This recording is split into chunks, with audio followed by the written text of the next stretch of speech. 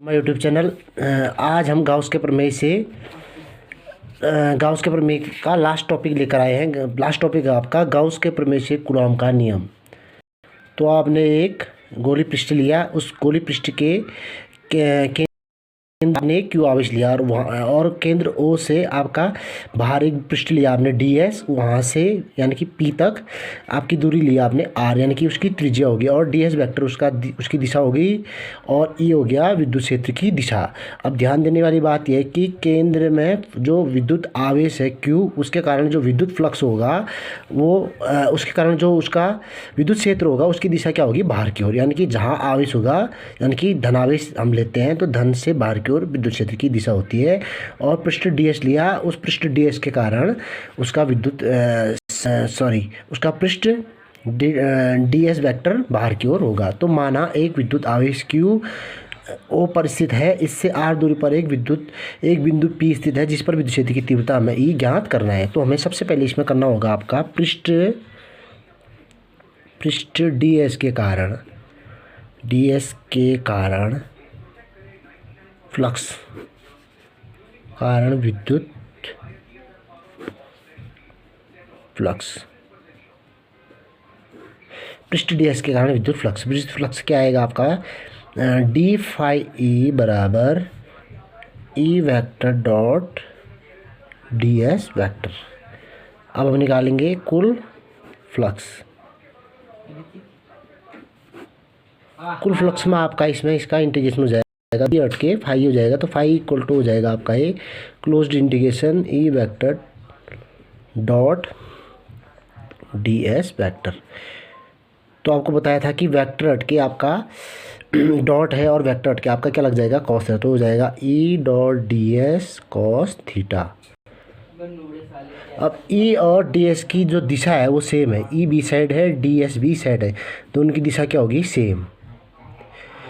दिशा same होगी तो कोण क्या बनेगा उनके बीच, 0 बनेगा।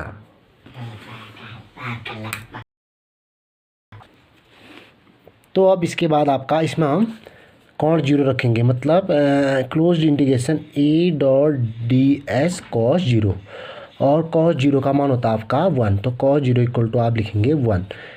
तो यहाँ से ही आएगा आपका closed integration E dot D S into 1।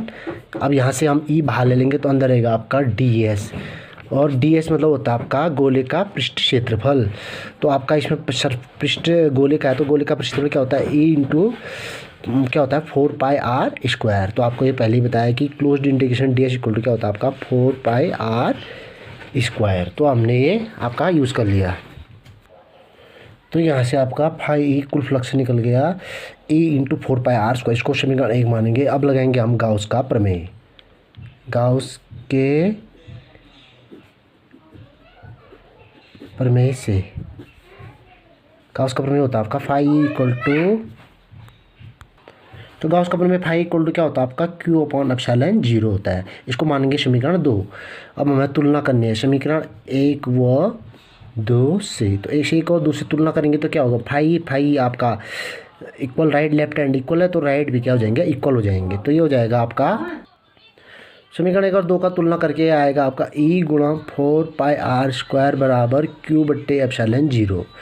तो यहाँ से ई इक्वल टू निकालेंगे हम 1/4 पाई एप्सिलॉन 0 क्यू बट्टे आर स्क्वायर। तो ये आपका नीचे आ जाएगा, आर स्क्वायर को हम क्यू के अपॉन में लिखेंगे, एप्सिलॉन नॉट को 4 पाई के साथ लिखेंगे, तो अब इस टाइप का आपका ये फॉर्मूला बन जाएगा। तो अब ई तो निकल गया आपका, यहाँ से आप एफ कूलॉम बल, चूँकि एफ इक्वल टू क्या होता है Q0 इंटू ई होता है कूलॉम बल से ये फार्मूला होता है।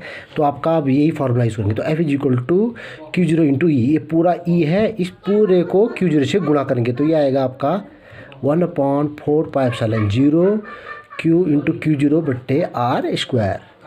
तो ये निकल गया आपका कूलॉम का नियम। तो गाउस के प्रमेय से कूलॉम के नियम के लिए अभीष्ट व्यंजक है, यह अभीष्ट व्यंजक है।